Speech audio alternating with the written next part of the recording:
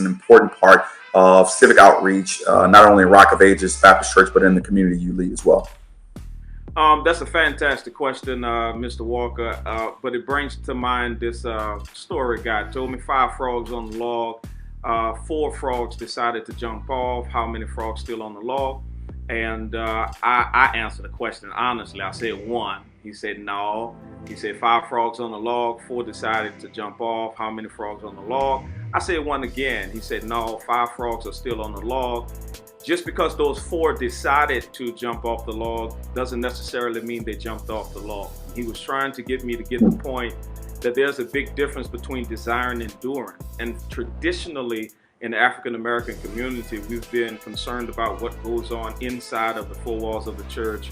And we have all of these great desires. We have all of these great spiritual accoutrements of what spirituality should look like.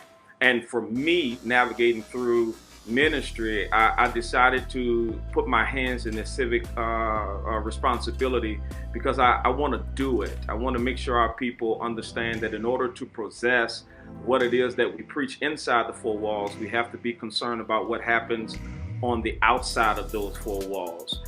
It is vitally important necessarily because, you know, civic engagement in our churches has caused a great dent and a strain on our community because we're not as involved as we should. So the biggest distraction in our community is misinformation. So I wanted to make sure that throughout these years and throughout all of the things that are going on in 2020, we know how crazy it's been, to make sure that they understand if you're going to possess what we preach inside the walls, you have to make sure you play your part outside the walls. Wow, man. That's one amazing way to kick this thing off. I feel like we might be going to revival too, in addition to doing this panel. So thank you for kicking it off.